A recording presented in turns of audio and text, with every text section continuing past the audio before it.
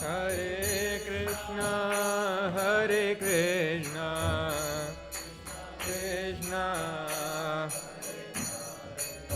Hare Rama, Hare Rama, Rama Hare Hare.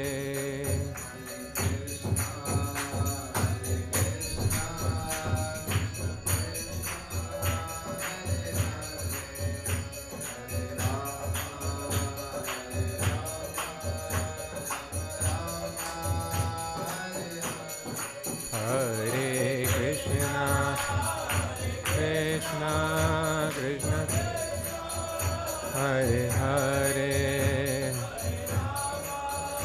Hare Rama, Rama Rama, Hare Hare.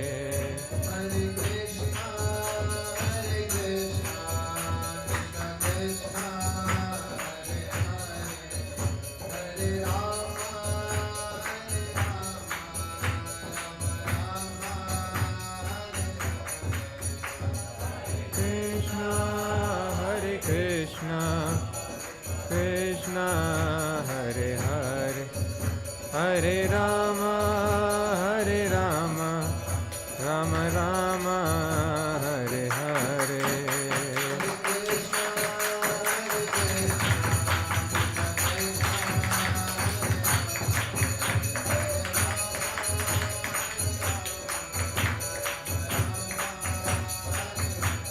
Hare Krishna, Hare Krishna, Krishna Krishna, Hare Hare, Hare Rama, Hare Rama, Rama Hare Hare.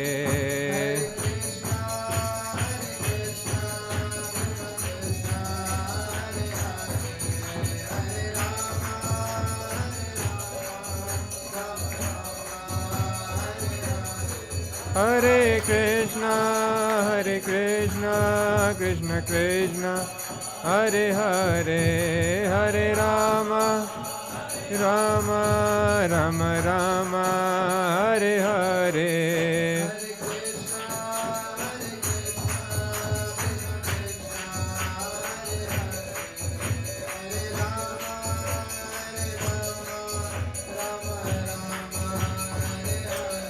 Hare Krishna, Hare Krishna, Krishna Krishna, Hare Hare, Hare Rama, Hare Rama, Rama Rama.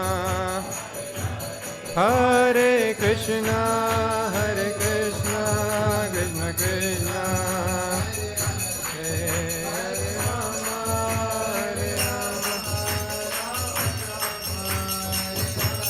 Hare Krishna, Hare Krishna, Krishna Krishna, Hare Hare, Hare Rama, Hare Rama, Rama Rama, Hare.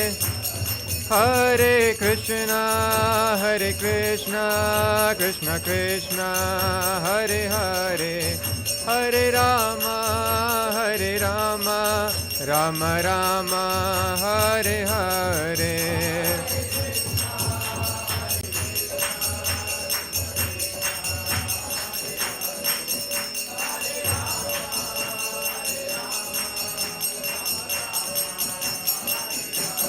जय राधा कृष्ण चंद्र, राधा कृष्ण चंद्र Radhe.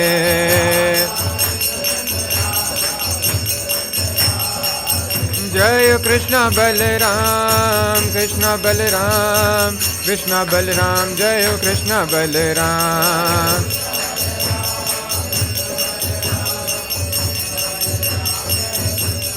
Jayo Nitai Gaurango, Nitai Gaurango, Nitai Gaurango, Jayo Nitai Gaurango.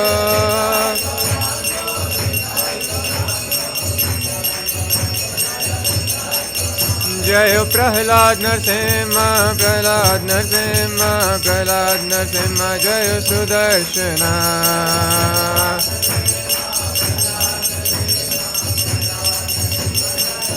Jayo Jayo Prabhupada, Prabhupada, Prabhupada, Jayo Srila Prabhupada.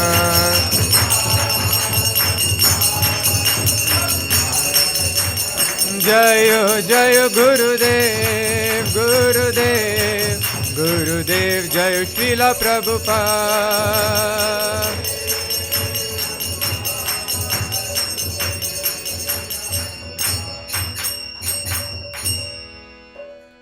जय विष्णुपाद परमहंस परिव्राजकाचार्य अष्टोत्तर शत Shri Srimad his divine grace Abhay Charanaravinda Bhakti Vedanta स्वामी प्रभुपाद की जय।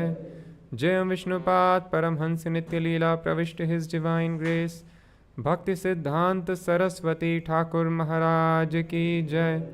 अनंत कोटि वैष्णव वृंद की जय। नामाचार्य श्रील हरिदास ठाकुर की जय। प्रेम से कहो श्री कृष्ण चैतन्य प्रभु नित्यानंदा, श्री अद्वैत गदाधर श्रीवासादि गौर भक्त वृंद की जय। श्री श्री राधा कृष्ण गोप गोपीनाथ श्याम कुंड राधा कुंड गिरी गोवर्धन की जय। मथुरा वृंदावन धाम की जय। नवद्वीप मायापुर धाम की जय। जगन्नाथपुरी क्षेत्र की जय। गंगा माई यमुना माई की जय। वृंद देवी तुलसी महारानी की जय। श्री श्री राधा कृष्ण चंद्र की जय। श्री श्री कृष्ण बलराम की जय। श्री श्री प्रहलाद नरसिंह देव की जय। श्री श्री निताय गौरांग की जय। हरिनाम संकीर्तन यज्ञ की जय। समवेत गौर भक्त वृंद की जय। All glories to the assembled devotees. All glories to the assembled devotees. All glories to the assembled devotees. All glories to Guru and Gauranga. All glories to Srila Prabhupada.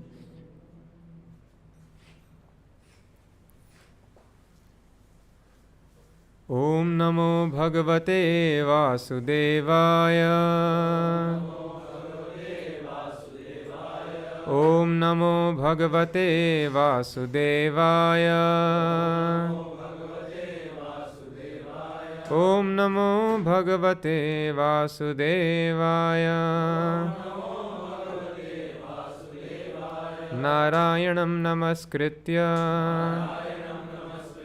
Naram Chaiva Narottamam Devim Saraswatim Vyasam Tato Jayam Mudiraye Nashtaprayeshva Bhadreshu Nityam Bhagavat Sevaya Bhagavati Uttama Shloke Bhaktir Bhavati Naishtiki. Reading from Śrīmad-Bhāgavatam, 7th canto, 9th chapter, text number 52.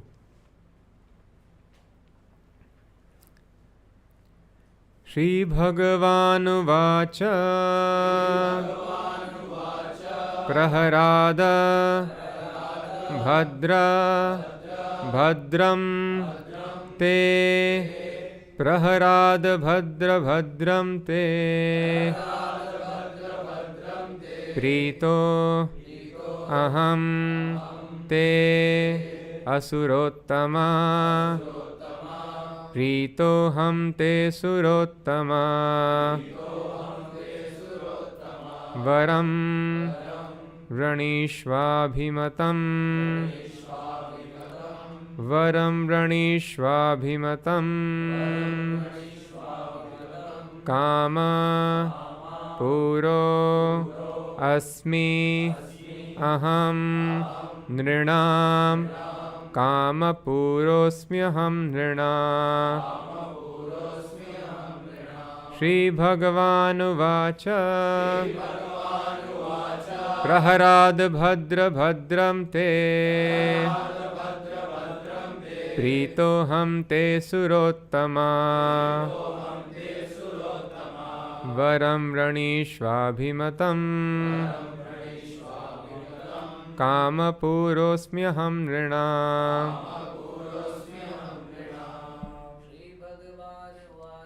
श्रीभगवान् उवाच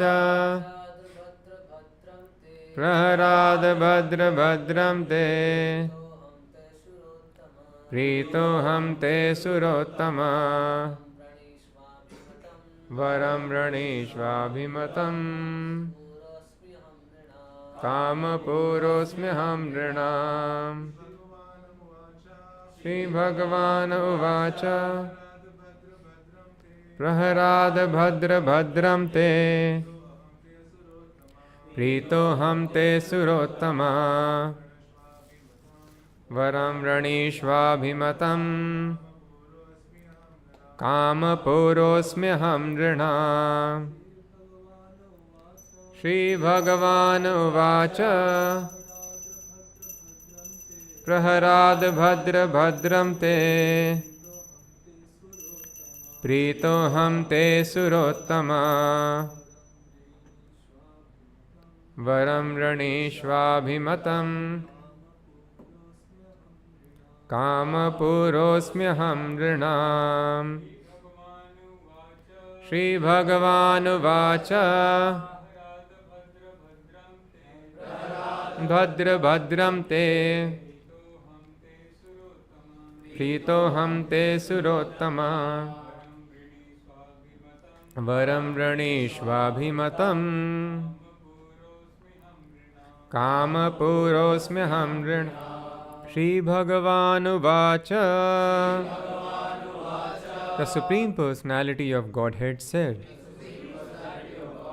Prahlāda, O my dear Prahlāda, Bhadra, you are so gentle. Bhadram, all good fortune. Te, unto you.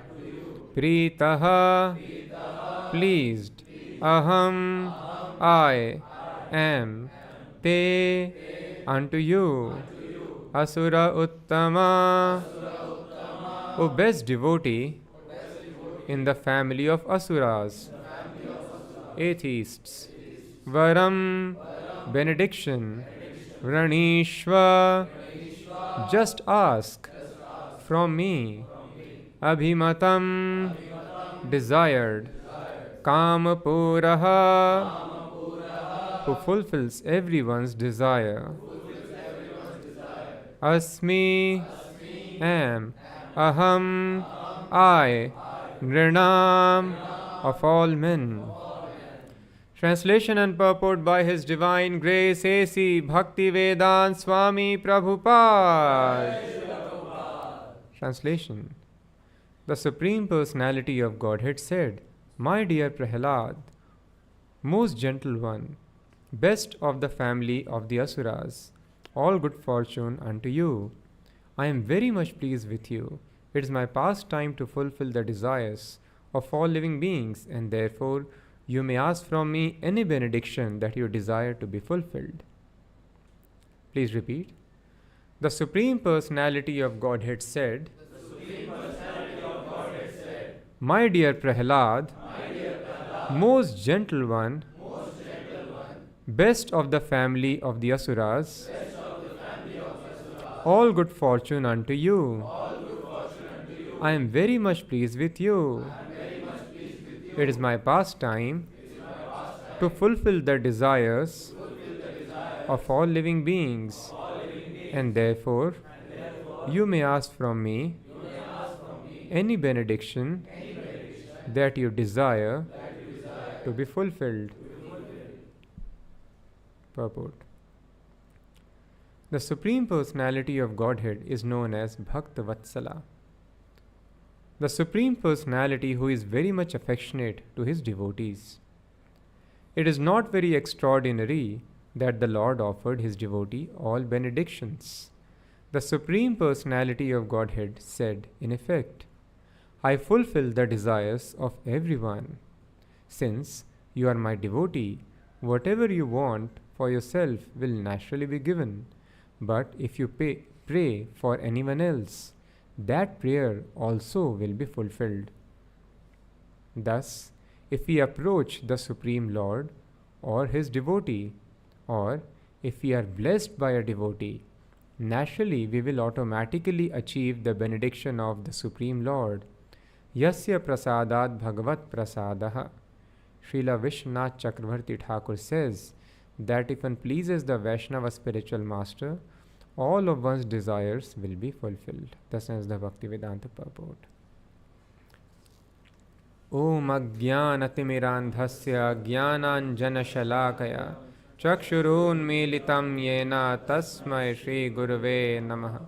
Nama Om Vishnupadaya Krishna Preshtaya Bhutale Srimate Bhaktivedanta Swaminiti. Namaste Sarasvate Deve Gaurvani Nirvishesha Shunyavadi Pashyat Deshatarni. Jai Shri Krishna Chaitanya Prabhu Nityananda Shri Advait Gadadhar Shivasadi Gaur Bhakta Vrinda. Hare Krishna Krishna Krishna Hare Hare Hare Rama Rama Rama Hare Hare.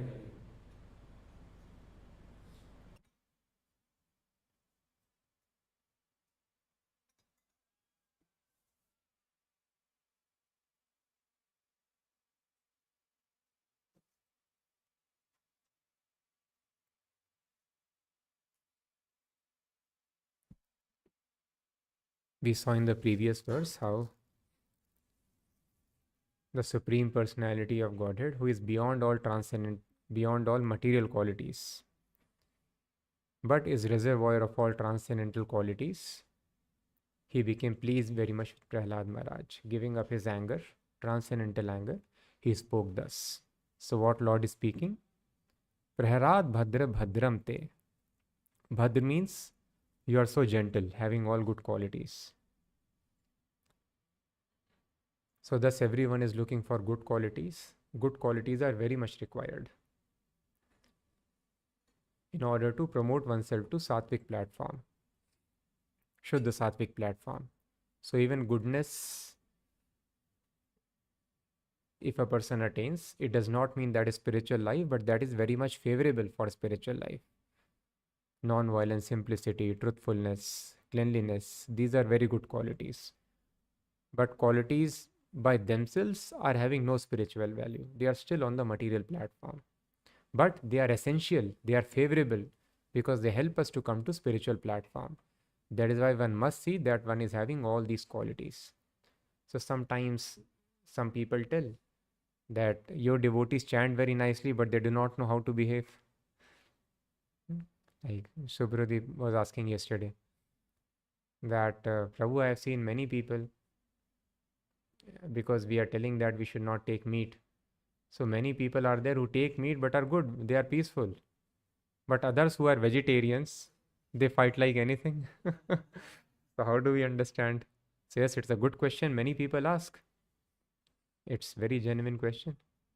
So that is why they tell that whatever you eat does not matter, mind should be good. So yes, it appears that some people who are having non-veg and other things, they are as one person was telling that I have seen my father, he drinks also, intoxication, other habits, but he is very peaceful, very calm. And my mother, who is pure vegetarian, she offers lamb every day to Lord, and she is always shouting, howling at my father. But my father very peacefully tolerates. So on one hand, I am seeing a person who is doing intoxication, he is peaceful, and vegetarian is doing this thing. So how do we understand? So we have to understand that the current state of life that we have got, that is the result of past activities. Because of past activities, some living entity has become tiger. Now, even if you feed tiger pudi halwa every day, tiger will remain tiger. Because virtue of past karma, now he has become tiger.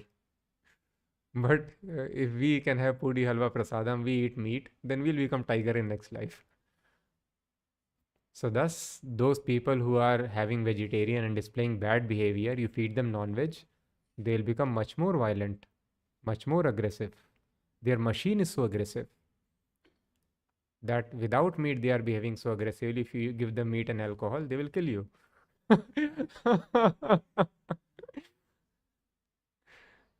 So thus, everyone has got certain machine.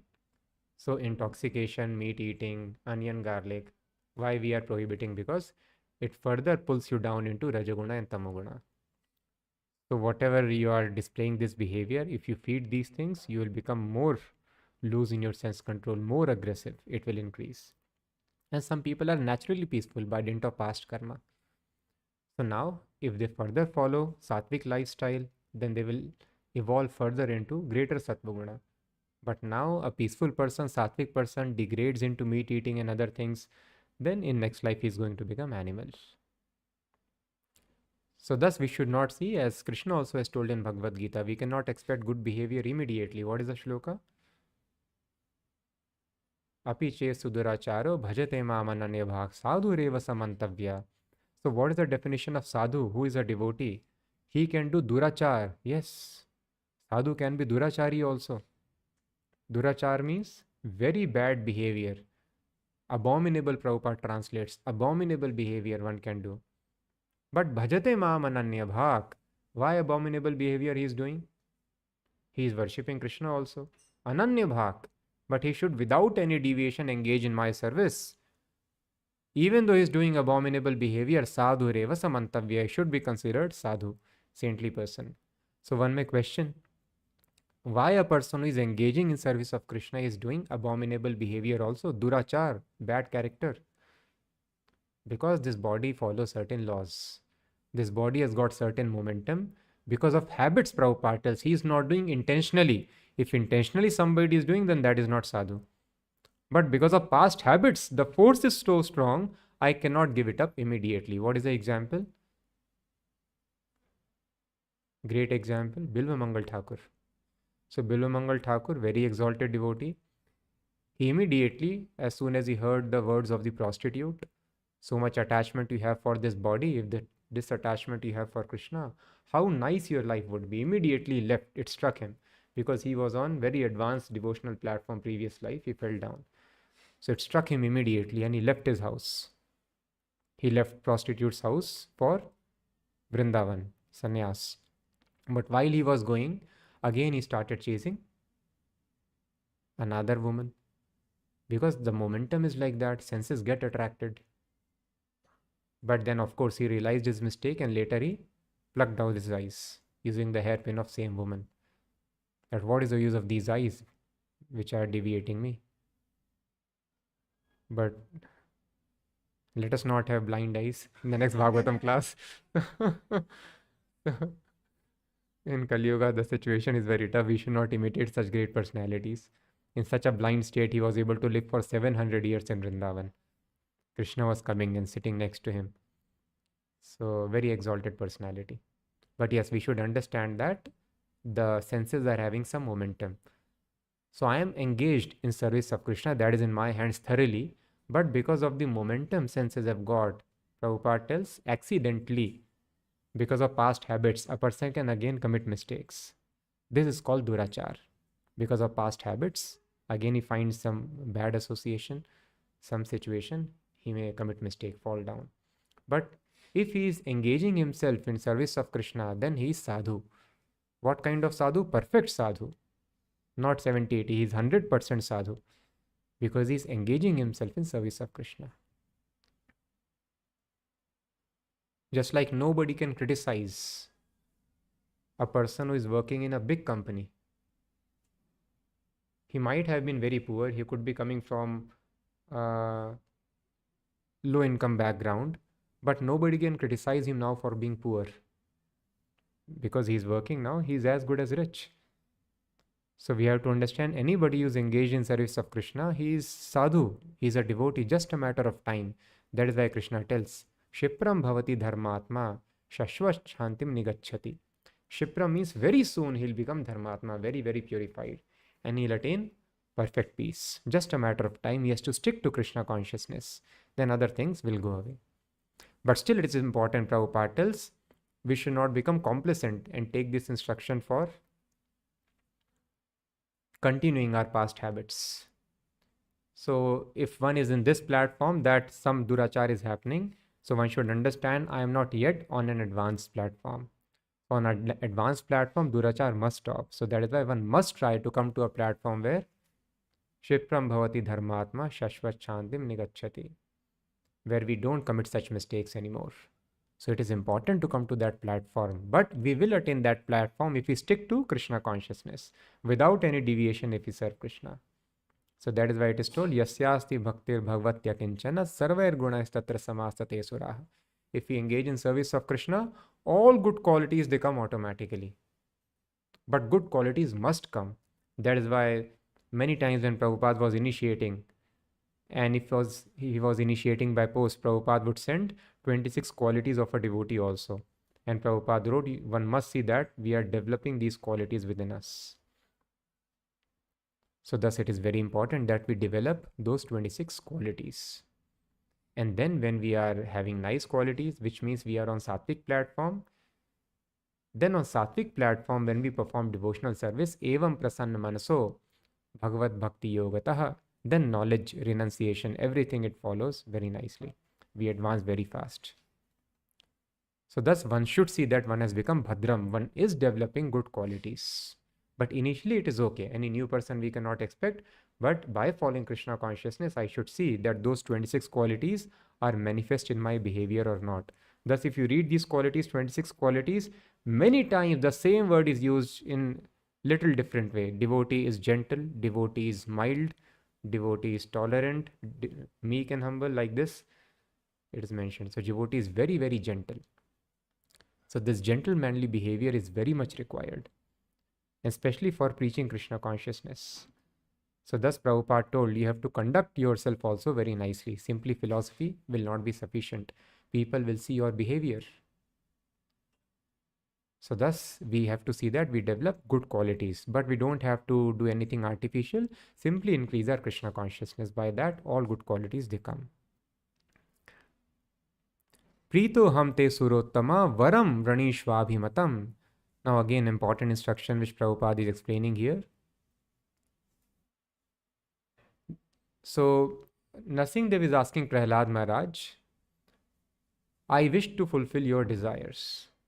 Now all the desires of devotee are automatically fulfilled, naturally fulfilled. So that is why Prabhupada is writing here, explaining here kindly in the purport, what Narsingdev is saying in effect, what actually he wants to say.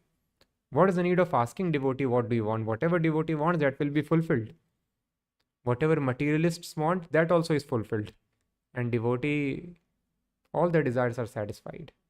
So why he is asking like this? So Prabhupada writes, the Supreme Personality of Godhead said, in effect. So what actually Narsingdev wanted to convey? I fulfill the desires of everyone. Since you are my devotee, whatever you want for yourself will naturally be given. But if you pray for anyone else, that prayer also will be fulfilled. This is what Narsingdev wanted to convey. If you pray for anyone else, that prayer also will be fulfilled. Thus Prabhupada writes, if we approach the Supreme Lord or his devotee, or if we are blessed by a devotee, naturally we will automatically achieve the benedictions of the Supreme Lord. So we are seeing repeatedly Prabhupada wants to explain us the same point. What is the point? Yasya prasadat bhagvat prasada. Srila Vishnath Chakravarti Thakur says that if one pleases the Vaishnava spiritual master, all of one's desires will be fulfilled. So one simply has to please the spiritual master. So Prabhupada writes, 4 men in my life, they were very pleased with me. Who were the 4 men? One, Prabhupada tells, was my father. Very pleased with me. Then he tells, my spiritual master. He was very pleased with me. Then Dr. Bose, in whose company Prabhupada was working. He was also treating Prabhupada as his own child, own son. And fourth man, I also have to see. 4 people. Prabhupada does. They were very much pleased with me. So thus Prabhupada tells, so disciples asked Prabhupada, so why your spiritual master was so pleased with you? So Prabhupada tells, that is his mercy. He can be pleased with anybody. There is no formula for that. The rich man, he can give money to any beggar, wherever he likes. So thus this is the attitude which a disciple should have. So one should understand, without mercy of spiritual master, nobody can get the potency to understand Krishna consciousness or to preach Krishna consciousness.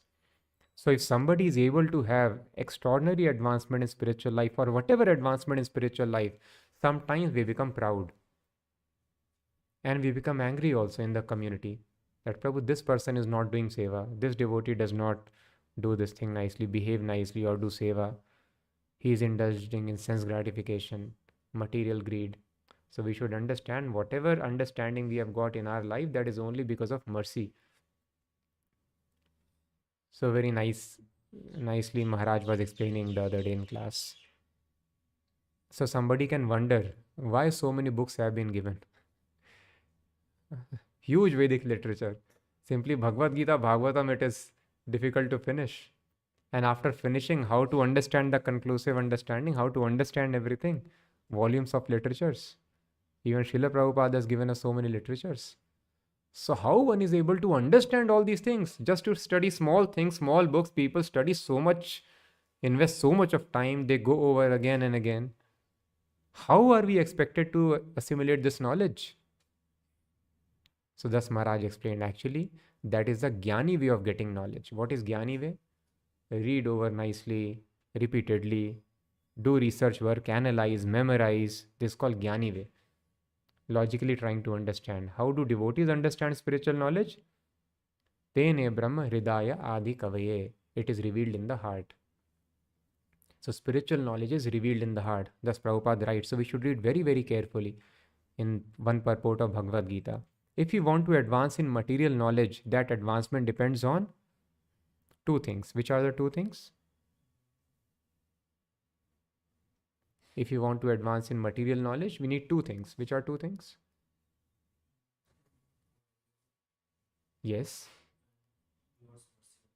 No. Lord's mercy is not at all required. I mean, naturally he is merciful. Whatever material desires you want, Krishna will fulfill. It is designed for that, but then we are let free. Yes, past karma gives us certain ability. Our ability. What is our aptitude? If one is having aptitude for understanding maths, and then he works hard also to study maths, he can become good in knowledge of mathematics.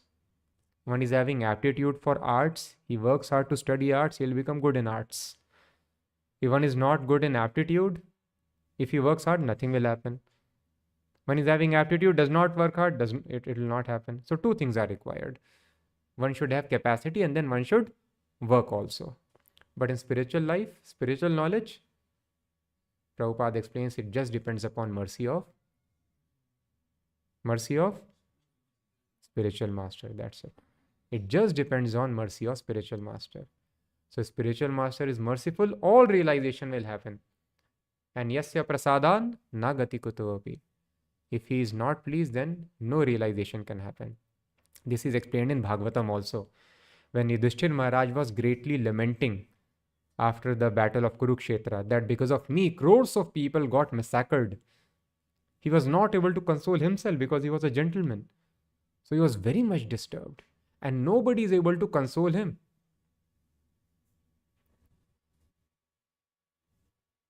So this is there in the first canto of Bhagavatam itself. Nobody is able to console him. Krishna is preaching him. He is not able to understand. Then Vedvyas is there. All other great people are there. He is not able to understand. Then what happens? He goes to Bhishma Dev. So why Krishna also was not able to understand or make him understand? Because Krishna is seated in the heart. Krishna did not sanction this knowledge from the heart because he wanted his devotee Bhishma to be glorified. See, Bhishma explained, then he understood what is Bhishma's knowledge. He wanted that Bhishma's knowledge should be manifest before the world to show his exalted position. Thus he went to Bhishma Dev. Bhishma Dev then gave wonderful instructions. And then Lord Krishna sanctioned from the heart. Thus he was able to understand. So thus everything depends upon the Lord in the heart. When he sanctions, we will understand. And the Lord is pleased when spiritual master is pleased. Yasya prasadat bhagavat prasado. So entire spiritual advancement is nothing but mercy of spiritual master. So where is the question of taking any pride? But Maya is very strong. It makes us proud. So whatever we are able to accomplish in Krishna consciousness, any amount of devotional practice, any amount of renunciation, any amount of preaching, whatever we may be able to do, we should always think it is simply mercy of spiritual master. And mercy has got no formula. So thus Prabhupada tells, simply he became pleased. That is in his hand. So he became pleased with me. That's it. But I know that he is very much pleased with me. Why he was pleased? That is his free will. He can be pleased with anybody. So thus somehow when if we are able to do something in spiritual life, we should always think it is because of mercy of spiritual master. Thus one's only aim in life should be to have mercy of spiritual master somehow or the other. So thus when we read the books given by the spiritual master, we should simply hear with rapt attention and with great respect for the subject matter, Prabhupada tells. Nityam Bhagavat Seva, one should be regular, and while hearing, one should hear it with rapt attention, Prabhupada tells. The secret of realization is one should hear this subject matter of Bhagavatam with rapt attention. So when we do this thing, then what happens? Hridyantasto hi abhadrani vidunoti surasyatam. Lord is there in the heart. He becomes very pleased. Spiritual master becomes very pleased. Because the instructions of spiritual master are not different from spiritual master. So if we are trying to hear the instructions of spiritual master very, very carefully, we are associating with him, we are trying to serve him personally. So spiritual master becomes very pleased. Thus the only qualification which spiritual master sees is hearing. By hearing, everything will develop. Anavritti Shabdat. Entire spiritual life or material life is based on hearing. Why people have become lusty and greedy? Because they have heard. If you become very successful, very rich, you have a very beautiful person with you, you will be happy. This is what they have heard from others. So thus they have developed material endeavors. They are working very hard. Those of us who have heard somewhat of spiritual life, we are working hard to advance in spiritual life. Everything depends on hearing. Thus Prabhupada tells, I was not even able to understand what my Guru Maharaj was speaking, but I like to listen to him. And my Guru Maharaj noticed that this person listens, he hears, he does not go away. So thus everything is, so this hearing is most important thing. So that is why when disciples approached Prabhupada, so Prabhupada told, yes, you simply come to my classes morning and evening and all your problems will be solved. Simple formula Prabhupada gave, nothing else. Not you have to do 50 things, 100 things. No, simply come to the classes morning and evening and all your problems will be solved. Very simple formula. We can also recommend it to anybody. Anybody is having any problem in life, simply come to the classes morning and evening. That's it. So when a person hears, then automatically purification will happen. So even though one is not able to understand Srinavatam Sakatha Krishna Punya Shravana Kirtana, he is accumulating punya. Even though one is not able to, that is why Prabhupada would tell, bring the children also in the class. But they should not create disturbance, but children also should be brought. Even though child is not able to understand, he is becoming pious by hearing this transcendental sound vibration. So just one should somehow sit in the class and try to hear with rapt attention and respect for the subject matter. That this Bhagavatam is Krishna only, it is not different from Krishna. So attention and respect. These two things are required. Then no other rule and regulation required. Here, anywhere and everywhere. Niyamita smaranena kala, Prabhupada tells, Chaitanya Mahaprabhu has told. No need to bother any time, place, any rules, regulations. Just attention and respect. So regularly we should hear. And simply if we hear, then spiritual master becomes very pleased. So when the spiritual master becomes pleased, Krishna becomes pleased, then the knowledge is revealed from the heart. So thus Prabhupada tells, even though you have not read these books, the knowledge will be revealed in the heart.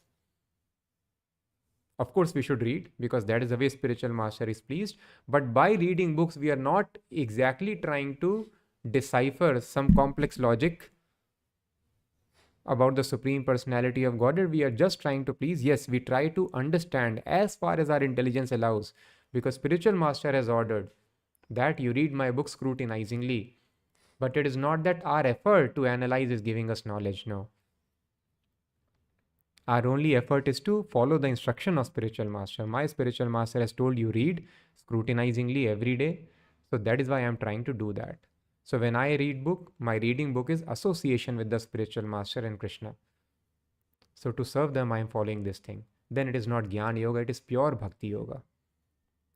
So this is the way spiritual knowledge is revealed.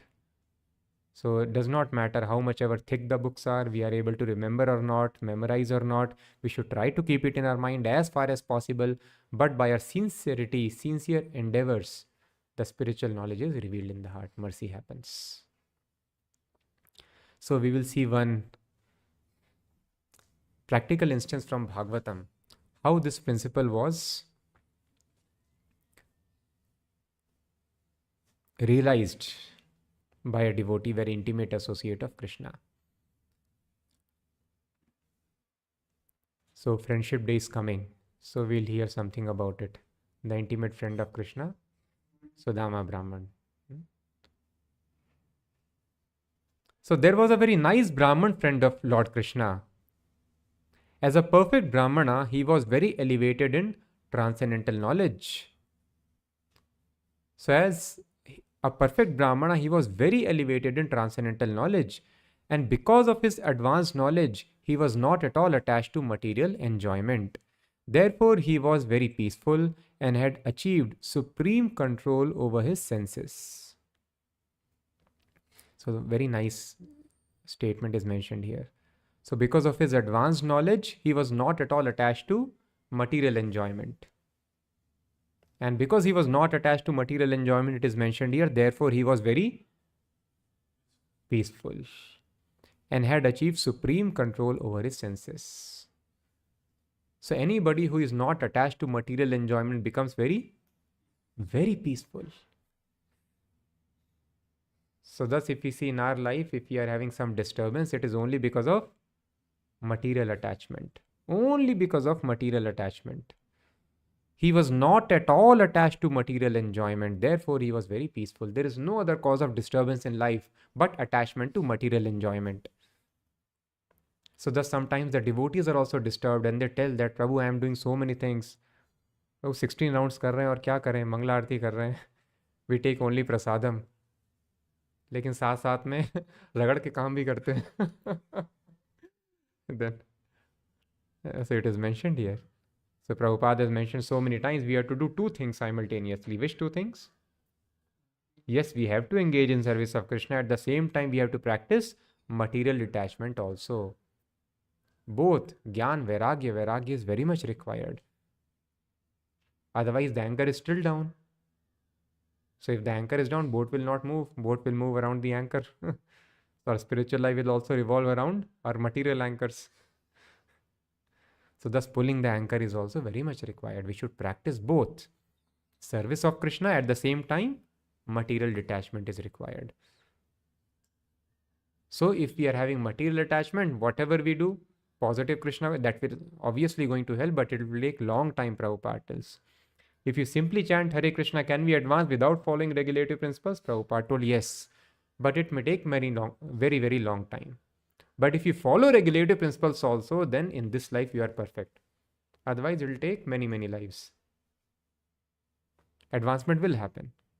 Hare Krishna mantra is very powerful, but both things are required. So don't wet the wood and keep the wood in fire, then it catches fire. So thus, if we have to have peace of mind, then very simple. We should become detached from material enjoyment and had achieved supreme control over his senses. This means that the Brahmana was a perfect devotee, because unless one is perfect devotee, he cannot achieve the highest standard of knowledge. It is stated in Bhagavad Gita that a person who has come to the point of perfection of knowledge surrenders unto the Supreme Personality of Godhead. In other words, any person who has surrendered his life for the service of the Supreme Personality of Godhead has come to the point of perfect knowledge. The result of perfect knowledge is that one becomes detached from the materialistic way of life. This detachment means complete control of the senses, which are always attracted by material enjoyment. The senses of the devotee become purified, and in that stage, the senses are engaged in the service of the Lord. That is a complete field of devotional service. So, although the Brahmana friend of Lord Krishna was a householder, he was not busy accumulating wealth for very comfortable living. Therefore, he was satisfied by the income which automatically came to him according to his destiny.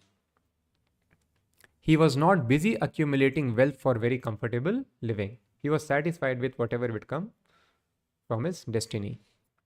This is the sign of perfect knowledge. So Prabhupada is writing, what is perfect knowledge? Everything should have certain symptoms. So if I am having knowledge, what are the signs? There are signs of flu. Similarly, there are signs of perfect knowledge also. What is the sign? Although he was the Brahman friend of Lord Krishna was a householder. So generally the householders, they become very attached to accumulate material comforts. But although he was a householder, he was not busy accumulating wealth for very comfortable living. So everyone is trying to make their life comfortable. So this is not, even devotees many times do that. So that means we are still on a very preliminary platform. So one should not work to make the life very comfortable. Comfortable life is an impediment in Krishna consciousness.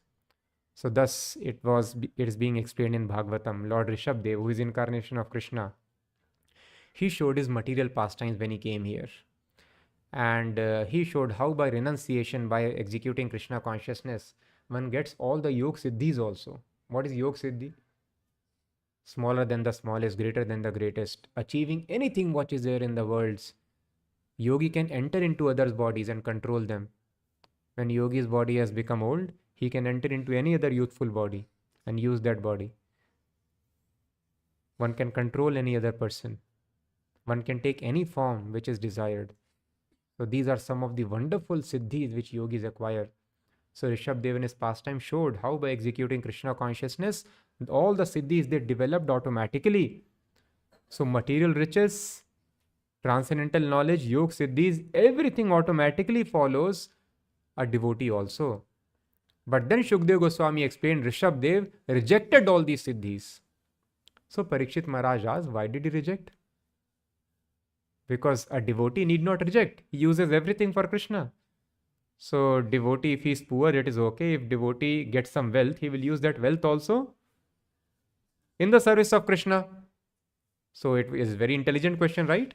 Anybody will ask, though yoga siddhis could be used for Krishna service. So why did he not accept? Why he rejected yoga siddhis? So Shukdev Goswami explains, just like a hunter does not trust the animals who are captured, they can anytime run away. One will never trust the animals. Similarly, one should never trust one's mind, how much ever control it has become. So when I think my mind is very, very controlled, yes, I can now have a comfortable life and I will serve Krishna nicely. No, sir. Mind will cheat at any moment. So that is why, although, yes, a devotee, but a devotee has to be very, very advanced for this. And one should not artificially think, I'm like Amrish Maharaj, or I'm like some other very advanced devotee. I can have all these things and I will serve also Krishna nicely. No. So that is why, just like a hunter does not trust the animals, similarly, one should never trust one's mind. That yes, my mind is under any time, mind will run away. One should never trust. So thus Rishabdev did not want to take any risk in life. So thus actually a comfortable living, unless one is very, very advanced devotee, it is a big impediment in spiritual life. So one should not work hard to make life very comfortable. Rather, one should just somehow maintain one's body and soul together. So the sign of perfect knowledge is he was not busy accumulating wealth for a very comfortable living. Therefore, he was satisfied by the income which automatically came to him according to his destiny. A man who is in perfect knowledge knows that one cannot be happier than he is destined to be. In this material world, everyone is destined to suffer a certain amount of distress and to enjoy a certain amount of happiness. The amount of happiness and distress is already predestined for every living entity. No one can increase or decrease the happiness of the materialistic way of life. The Brahmana therefore did not exert himself for more material happiness, but used his time for advancement of Krishna consciousness. Externally, he appeared to be very poor because he had no rich dress and could not provide a very rich dress for his wife. And because their material condition was not very opulent, they were not even eating sufficiently, and thus both he and his wife appeared to be very thin. So they were so poor they did not have sufficient meals to eat also. But they were satisfied. This is destiny. If we have to starve, Prabhupada writes to, I think, Sally only, he was writing a letter, that I am living here and I take 1 meal in a day. At night I simply take some milk, and sometimes I starve also at night. I feel very hungry. This was the situation which Prabhupada was having. So Prabhupada did not tell Krishna, I am not having any food also. I have come here to preach Krishna consciousness. So thus, if it is in destiny, then it will come. Or if it is Krishna's desire, it will come. One should never over endeavor for material comforts in life. So thus, even though they were not able to have sufficient thing to eat also, they were satisfied with that. So this is called perfect knowledge, sign of perfect intelligence. Because happiness and distress is already fixed in life. So this is very, very important point. Everyone is working very hard because they think I can change my happiness and distress. No. That is why every fourth student in American universities, he is having mental disorder. What to speak of happiness? Mental disorder means height of pain. Every fourth student, 25% people are having mental disorders. They are in the best universities of the world. And mental disorder, every fourth student, where is the happiness? Whereas a person, simple person, who is not very rich, who is pulling a hand cart, because of his hard work, he is able to eat nicely and sleep nicely. He is much happy than a very, very learned American university student. Or a corporate honko, he is very much satisfied. So thus happiness is not by attaining some material position. It is destined. It will come to us automatically. So thus it is ignorance only if a person thinks, I work hard, I'll become happy. No, sir. Eating, mating, sleeping, defending basic necessities, one will suffer even though one is working very hard and is accumulating all the material assets. So that is why the sign of intelligence is person is satisfied with whatever comes as per their destiny, and he uses every opportunity all the time for making spiritual advancement. So this is very important point. Thus, if you are not having time to advance in Krishna consciousness, morning and evening we are not having time to chant and hear in association of devotees, that means we are overtaken by lust and greed in the heart. It is not possible that a devotee is not having time for Krishna consciousness. It is only because of lust and greed. So if you don't find time for chanting and hearing and preaching, these are the things Chaitanya Mahaprabhu has recommended even for householders. There is no problem in becoming householder, but we should find to morning and evening, every morning and evening, chant, hear and preach. Then whatever comes of its own destiny, then that is called knowledge. Otherwise, we are attached to material enjoyment, making life comfortable, and then we will never be peaceful. And if mind is not peaceful, Krishna consciousness, we cannot advance very nicely in. Evam prasanna manaso, mind should be very, very peaceful. So entire Varnashrama system is designed so that mind becomes peaceful. Unless mind is peaceful, only with peaceful mind, one can actually hear, chant with rapt attention, serve Krishna nicely. So very, very important instructions. So the wife was not very anxious for her personal comfort. So they were not even having sufficient meals to eat. But wife also, now sometimes we should not get carried away by what is depicted in some movies and television serials. So no, wife did not send Sudama. Sometimes we see that you please go and take something from Krishna. No. So wife was equally advanced, very advanced. Wife was not very anxious for her personal comfort, but she felt very concerned for her husband. So wife was concerned about husband, who is very exalted devotee, Brahmana, that is a duty. So thus, not because of her personal self, but because she felt very concerned for her husband, who was such a pious Brahmana. She was trembling due to her weak health. How poor they were? She was trembling because of weak health. We can imagine the poverty they were in. Nobody trembles at least. So all the bones were visible on Sudama's body. As we will see when Sudama reaches in the palace, the women are seeing. All the bones are visible, very poor. Wife is trembling, they are so weak. She was trembling due to her weak health, and although she did not like to dictate to her husband, she spoke as follows. My dear Lord, I know that Lord Krishna, who is the husband of Goddess of Fortune, is your personal friend. You are also a devotee of Lord Krishna, and he is always ready to help his devotee.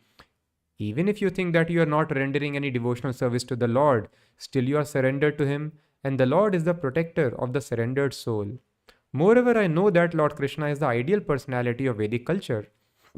He is always in favor of Brahminical culture and is very kind to the qualified Brahmana. You are the most fortunate person because you have as your friend the Supreme Personality of Godhead. Lord Krishna is the only shelter for personalities like you because you are fully surrendered unto him. You are saintly, learned, and fully in control of your senses. Under the circumstances, Lord Krishna is your only shelter. Please therefore go to him. I am sure that he will immediately understand your impoverished position. You are a householder, therefore without any money you are in a distressed condition. But as soon as he understands your position, he will certainly give you sufficient riches so that you can live very comfortably. Lord Krishna is now the king of Bhoja, Vrishni and Andhaka dynasties, and I have heard that he never leaves his capital city Dwarka. He is living there without outside engagements. He is so kind and liberal that he immediately gives everything, even his personal self, to any person who surrenders unto him. When he is prepared to give himself personally to his devotees, then there is nothing wonderful in giving some material riches. Of course, he does not give much material wealth to his devotee if the devotee is not very fixed. But I think in your case, he knows perfectly well how much fixed you are in devotional service. So Krishna does not give wealth if devotee is not fixed. So if we want wealth, then we have to become very fixed. Akama sarva kamo va moksha kamo udaradhi. So now Krishna will not give us wealth if we are not very much fixed. Of course, if we are spiritually sincere. If we are not very sincere, then Prabhupada tells, yes, you take initiation. And so sometimes devotees ask, as I was discussing with a devotee, that he wanted to take some initiation very soon. He has been chanting for a long time, but then I got to know that he's having habits of eating bhoga outside, and he's watching movies also and other things. So I told that please wait for some time. It is not possible to take now. And many devotees, they do like this. So it is important. They think the vows of initiation, chanting 16 rounds, 4 principles, this is sufficient. Then I am disciple. So Prabhupada mentions, if one is not completely surrendered to the spiritual master at the time of initiation, then such initiation is useless. So it is not that for initiation I have to chant 16 rounds and follow just 4 regulative principles. No, one has to be completely surrendered to spiritual master. This is vow. Vow means one cannot break it at all, at any cost. And actually initiation means second initiation, Prabhupada tells. First initiation is just preparation. Harinam Diksha. Although yes, the relationship gets established at that time, but Prabhupada tells second initiation is real initiation. Then I accept him as my disciple. And second initiation is not given if a person is not following everything very nicely, right from getting up early in the morning, doing entire program, then executing showing all the Brahminical good qualities, then only second initiation, then disciple. And even there, it is not just about following the external rules and regulations, but internally one should be completely surrendered to spiritual master. What is surrender? Each and every instruction should be followed without any reservation. No independent desire of enjoyment. 100% surrender. Otherwise, Prabhupada tells it is useless. If one is not completely surrendered to spiritual master, such initiation is useless. You have sat in fire yajna, you have taken the beads or thread, but it is useless. So complete surrender is required. Then a person is, then yes, that is called disciple.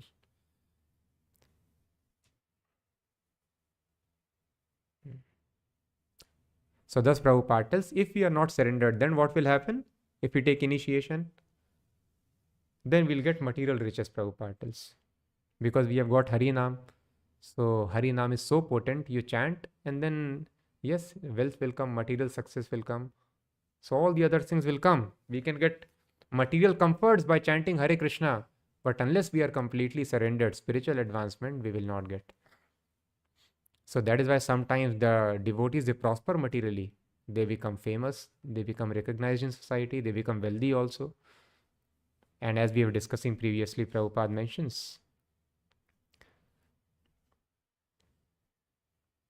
of course, it is not good to discuss online this thing, but as Prabhupada mentions, that spiritual master, disciples of one spiritual master. Don't ask me who was that spiritual master, you understand. So his disciples, they wanted material assets. So he gave them everything. He gave them the institution, buildings, temples, but he did not give them power to preach the holy name. So Prabhupada's power to preach the holy name across the world is given to the person who has no material desires. So thus they were initiated by the spiritual master and they became materially very opulent. They got large following, they got temples, they got riches. So thus, if we are not surrendered, Harinam will give us material riches. Directly, indirectly, we are in touch with Krishna, but we'll miss the point. So one should not become very happy. My Guru Maharaj is very merciful. See, my life has become opulent. So this is offensive chanting. So Prabhupada tells offensive chanting can give you material success, material comforts. But that will not bring us advancement in Krishna consciousness. We have to try to avoid the offenses, surrender completely unto spiritual master. Then we are disciple. Otherwise, initiation is useless. So thus, if we are not sincere, Krishna will give all these things. But if Krishna has noticed this person is sincere, but he is having material desires also, he will never give money. Then he will make you completely surrendered.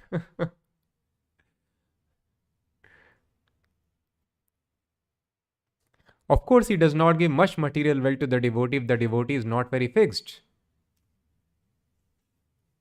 But I think in your case, he knows perfectly well how much you are fixed in devotional service. Therefore, he will not hesitate to award you some material benefit for the bare necessities of life.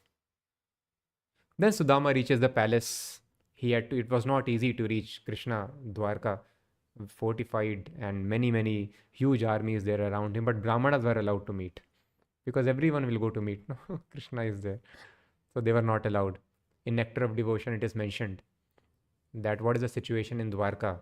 That Brahma is coming to have Krishna's darshan. Indra is coming. And the doorkeepers are telling, sir, please sit on bench. And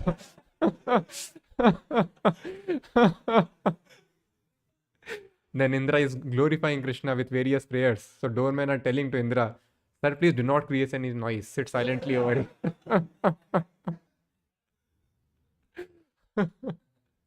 So this was the situation in Dwarka. But Brahmanas were allowed to meet Krishna. So Sudama was a Brahmana, thus he was allowed. So Sudama had to cross through 3 military encampments, it is told in the book. You will read, wonderful chapter. And then he saw various palaces. We understand 16,000 palaces were there. And then he found a specially beautiful palace. He entered in that palace. That was palace of Rukmini Devi. So Krishna was sitting on the bedstead of Rukmini Devi, and from a distance he could see Brahmana Sudama coming, and he became so eager, he immediately went forward to receive his devotee, and then received him very nicely, and then he made him sit on the bedstead on Krishna's place, on Krishna's throne, And then he started offering worship. He offered him incense, then he offered him lamp. He worshipped him exactly as the demigods worship Krishna. And Mother Rukmani, she was doing chamar. And all the other women, they were wondered that who is this Brahmana, this particular Brahmana, who is he? Krishna is receiving him so nicely, he's so eager to receive him. And then Krishna, they noticed that Krishna is embracing him also. So because Krishna would never embrace anybody there except Lord Balram and Rukmani Devi. But here Sudama was being embraced by Krishna. So they understood that this person appears to be very poor. The bones are visible on his body, but he's somebody very special. Thus Krishna is embracing him, receiving him so nicely. So after receiving the Brahmana nicely and seating him on his own cushioned bed, Lord Krishna said, "My dear Brahmana friend, you are a most intelligent personality and you know very well the principles of religious life. I believe that after you finish your education at the house of our teacher and after you sufficiently remunerated him, you must have gone back to your home and accepted a suitable wife. I know very well that from the beginning you were not at all attached to the materialistic way of life, nor did you desire to become very opulent materially, and therefore you are in need of money. In this material world, persons who are not attached to material opulence are very rarely found.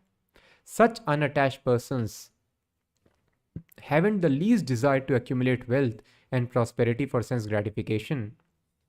But sometimes they are found to collect money just to exhibit exemplary life of a householder.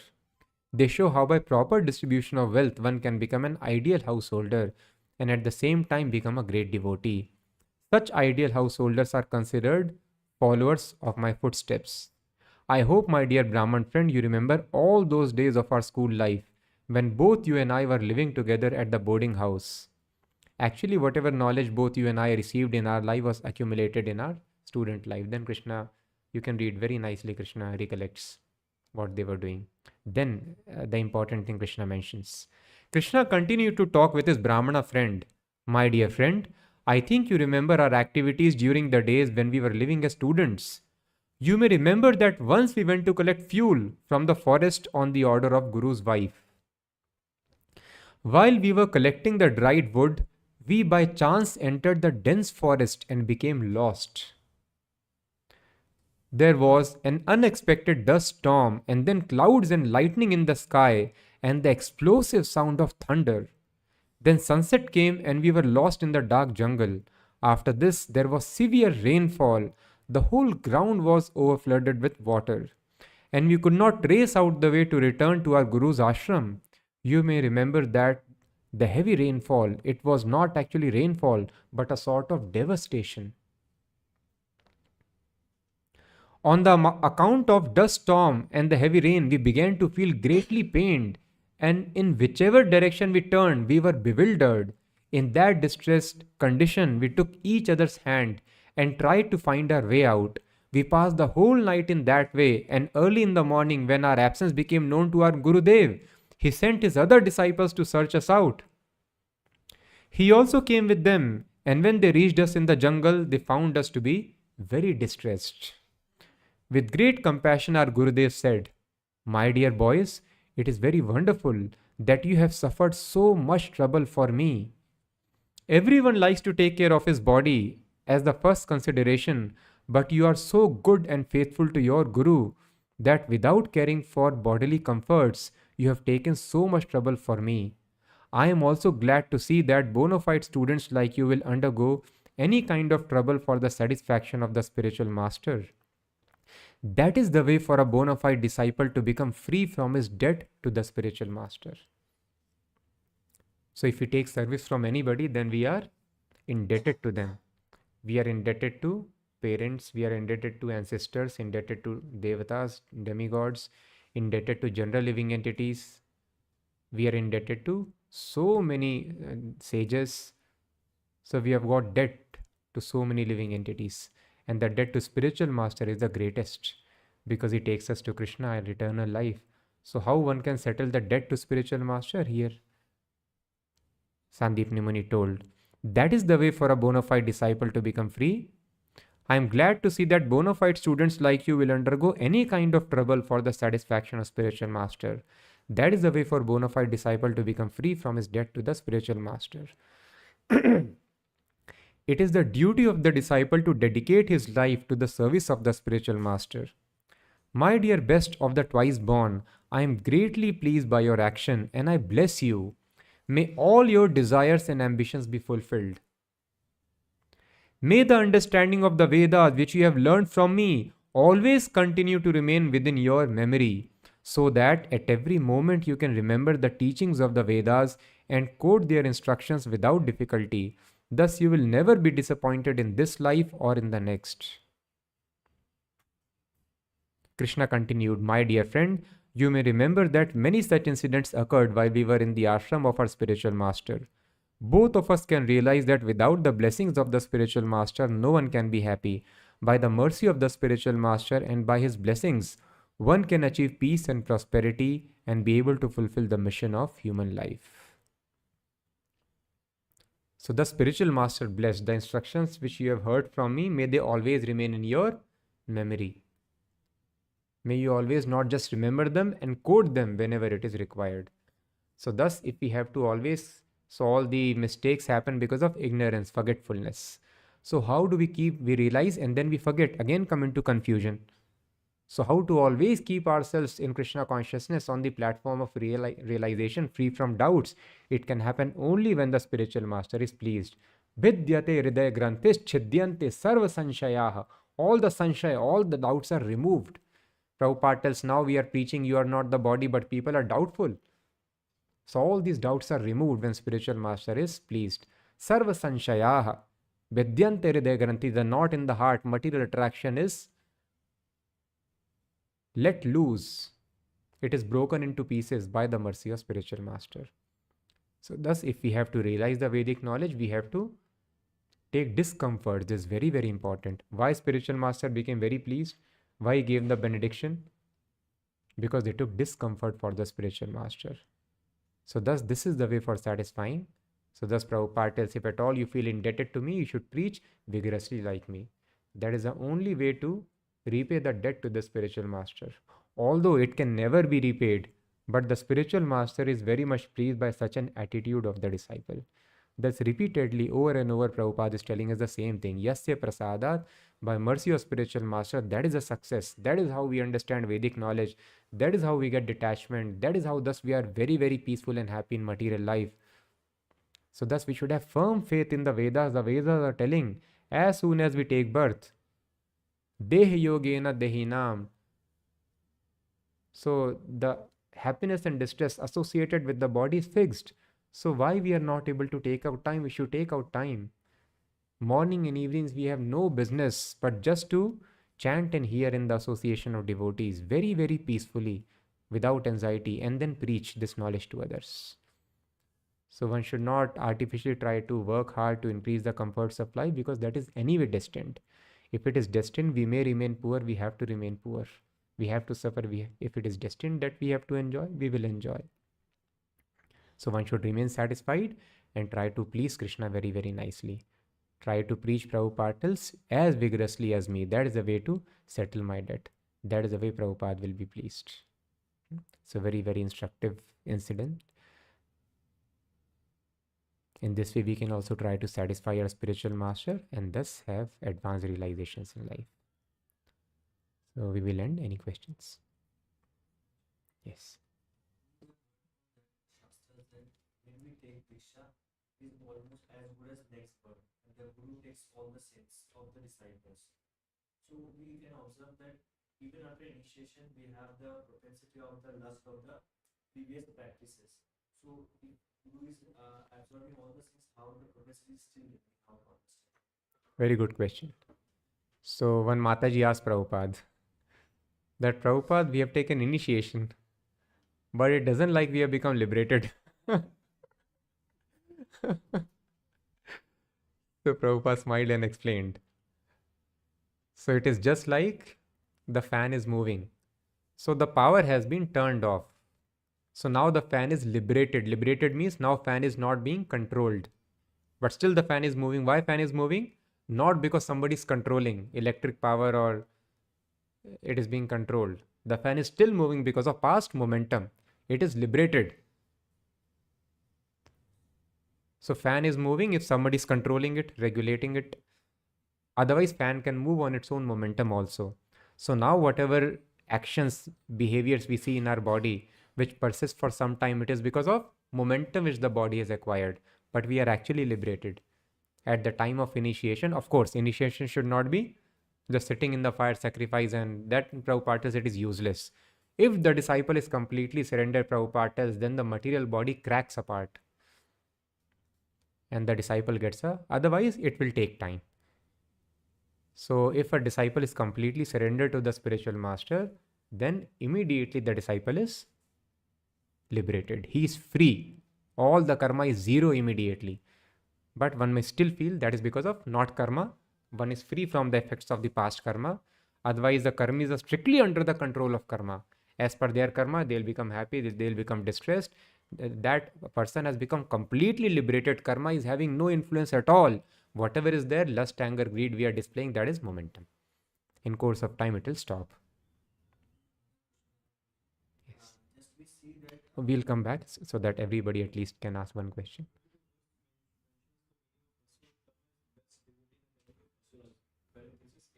Yes.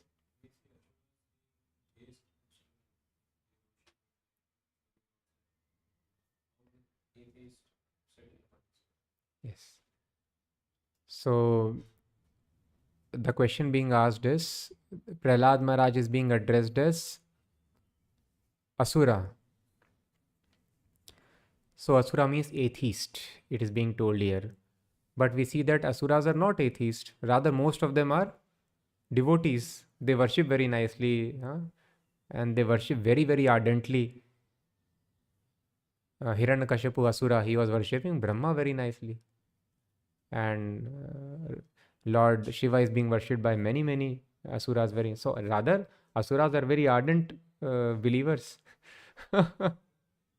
So that is why the definition of Sur and Asur is given in Bhagavad Gita itself and in their Puranas also. What is the definition? Throughout the Vedas it is mentioned. Dvau imau bhutloke asmin daiva asura evacha. In this world there are two kinds of living entities, Devas and Asuras. Who are Devtas? Vishnu bhakto smrato daiva asuras tad viparyayaha. So Vishnu Bhakti is actually a theist, and Asura tad viparyaya, those who are not Vishnu Bhakta, they are called Asuras. So thus Asura will never worship Vishnu, whatever happens. He will worship everybody but Vishnu. So thus they are called atheist. Means not believing in Supreme Personality of Godhead. So that is why many, many sadhus also we see. And people think sadhu means who is giving spiritual philosophies, but actually they are demons, they are Asuras. Yes. So if you see Hiranyakashipu, what he preaches in Bhagavatam, he is preaching to his mother, as we discussed previously, when Hiranyaksha died, that my dear mother, there is no cause of lamentation. Ultimately, we are not the body, we are spirit soul. So if somebody will see, he will think some spiritual master is teaching this. But this is Hiranyakashipu's teaching to his mother. So I am not the body. This Asuras also know. So thus when we are going out to preach, we should not just preach I am not the body. We should tell them we are part and parcel of Krishna and serve Krishna. Otherwise, this kind of preaching Asuras also do. So thus Prabhupada tells it is very important to tell people about Krishna.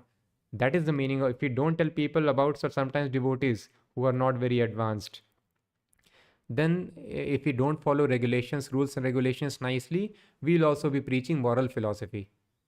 That we will not get sufficient clarity, conviction, courage or empowerment to preach Krishna consciousness. We will go and preach, don't watch TV, eat vegetarian food. So we ask sometimes, क्या preach किया आपने? प्रभु मैंने उनको preach किया, अब now he'll become vegetarian. So Prabhupada tells monkey is also pure vegetarian. Monkey is greatest mendicant, greatest sannyasi. He lives in jungle always without any clothes. He eats fruits. But such kind of renunciation is of no use. Thus living in jungle without any clothes, eating only fruits, that does not mean a person can be monkey. That is not spiritual advancement. So thus one should preach that you are part and parcel of Krishna. Unless you serve Krishna, surrender completely to Krishna, there is no question of happiness in life. This preaching we have to do. So thus many spiritual organizations are there who are preaching I am not the body, but then they are telling this Krishna is not God. Krishna was a person. Why you are worshipping Krishna? And Supreme is Nirakar or something. So actually this is demoniac philosophy. Shukracharya also was knowing Vedic mantras, also was knowing how to do yajnas, very powerful. So thus they may chant mantras, they may tell your mind also, they can do many other mystic powers. The Asuras are very powerful mystically. They can expand themselves in many forms, take any form. And today if any person sees, he'll get, oh, he is Mahapurush, he is saint. No.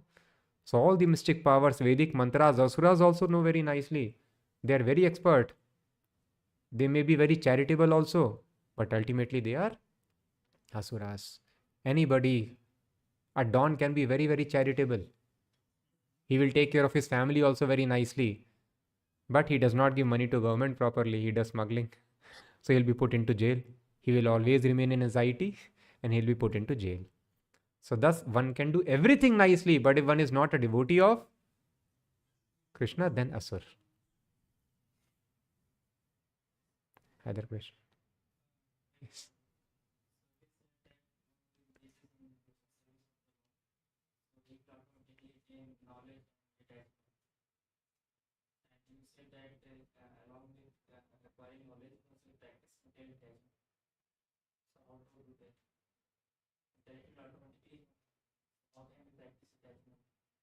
Okay, so the question is, so one place it is told, Vasudeve Bhagavati Bhakti Yoga Prayojita Janayati Ashu Vairagyam Jnanam Chayad Hetukam. When we engage in service of Krishna Vasudev, then what happens?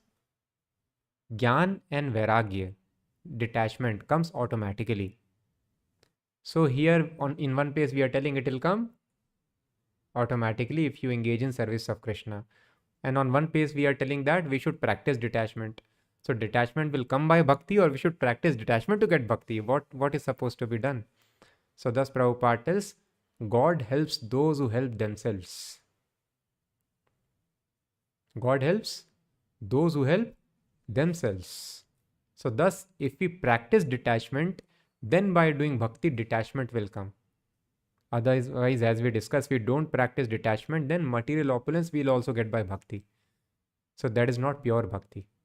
So that is why we have to show Krishna, Krishna, I want detachment by this practice of bhakti. Otherwise, if we do bhakti, we'll get material riches. Material, Krishna will give that very easily. So Krishna, okay, you want mukti, you want bhakti, take it by bhakti. So that is why impersonalists also, they want to merge. They don't want to serve Krishna. They are doing bhakti so that they can merge in the Brahma Jyoti or in body of Krishna. So Krishna will give that. So thus we have to show that I am not doing bhakti for material enjoyment, but detachment. Then by doing bhakti, detachment will come. And when bhakti is done in presence of this detachment, then person gets to transcendental spontaneous devotional service. So in this way we have to show, we have to put endeavor to exhibit renunciation. Then it will be given by Krishna. Online? Any question? How to understand the difference between endeavoring and over-endeavoring? Question is how to understand the difference between endeavor and over-endeavor.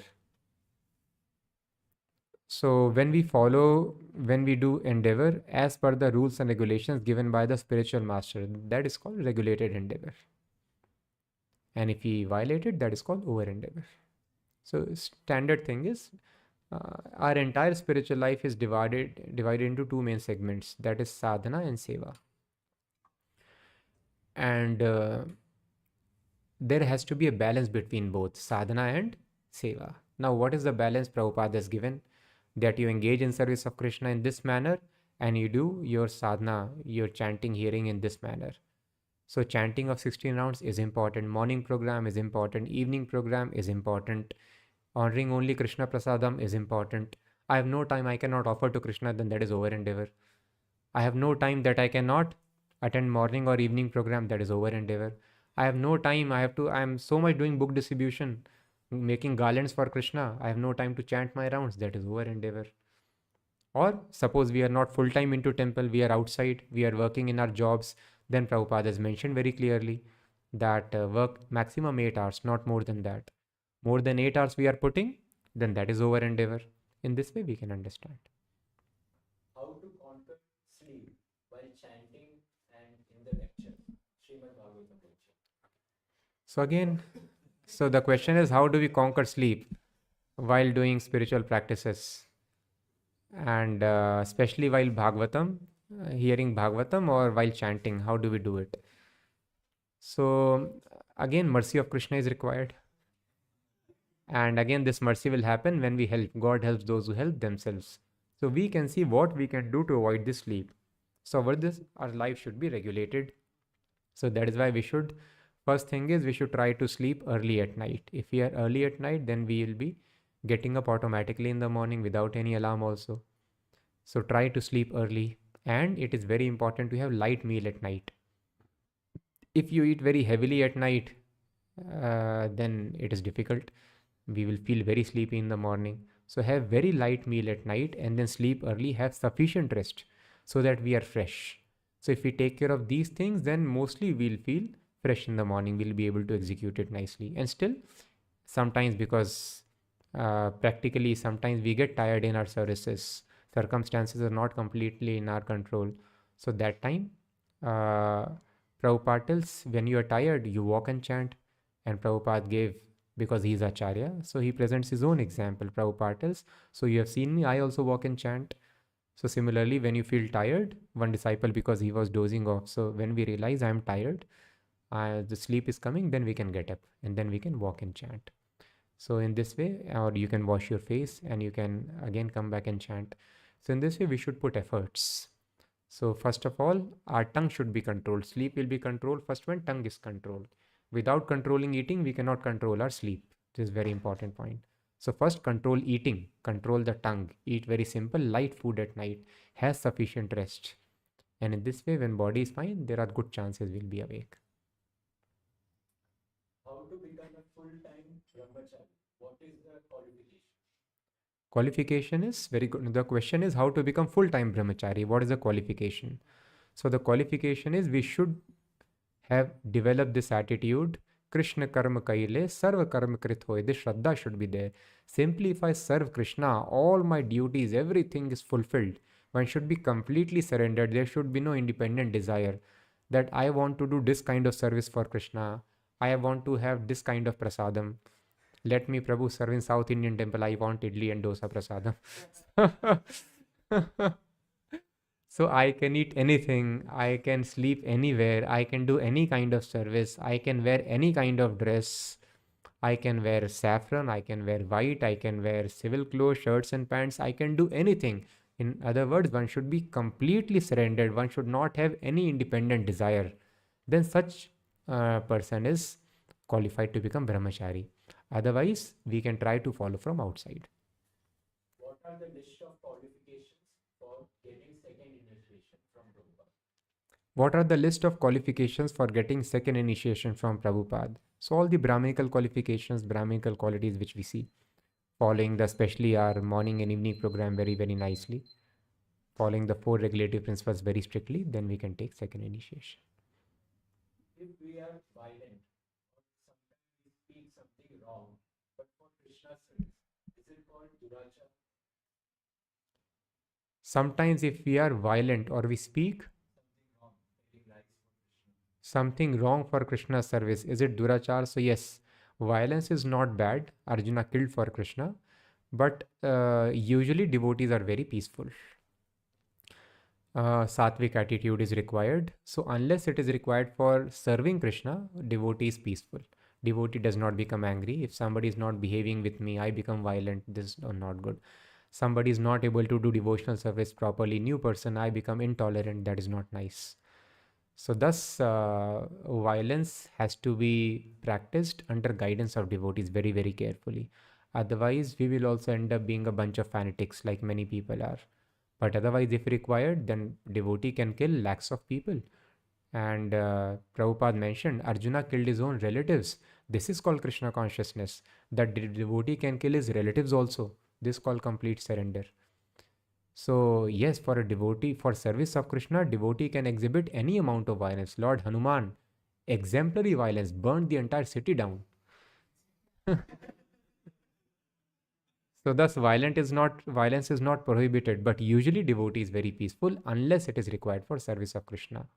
And preacher has got even greater responsibility. That one should become angry when we meet any atheist, any impersonalist who is taking people away from Krishna. But if you are preacher, you should not show your anger, Prabhupada told. Inside you are becoming angry, but outside you should be peaceful. So Prabhupada gives the example just like diplomats. Huh? So America, China, diplomat, they are shaking hands. Inside they want to kill each other. They are preparing missiles just to drop on their heads. But when they meet diplomats, they shake their hands. They may exchange meals. They may dine together. So thus Prabhupada tells, so preaching, one has to be very, very tactful. A new person is like wild animal. Wild animal is willing to swallow you immediately. But then expert person, trainer, he controls the wild animals also. So preaching is like that. New person is like wild animal. But you make him dance to your tunes. That is called preaching. That is called expert behavior. So that is why in preaching especially, even though one is supposed to become angry on meeting some atheistic people or people who are offenders of Krishna, but one may not display his anger in public. That is required for preaching. So in this way, under proper guidance, one should exhibit this violent behavior. So we'll finish. Granth Ra Śrīmad-Bhāgavatam ki jai, Jagat Guru Srila Prabhupada ki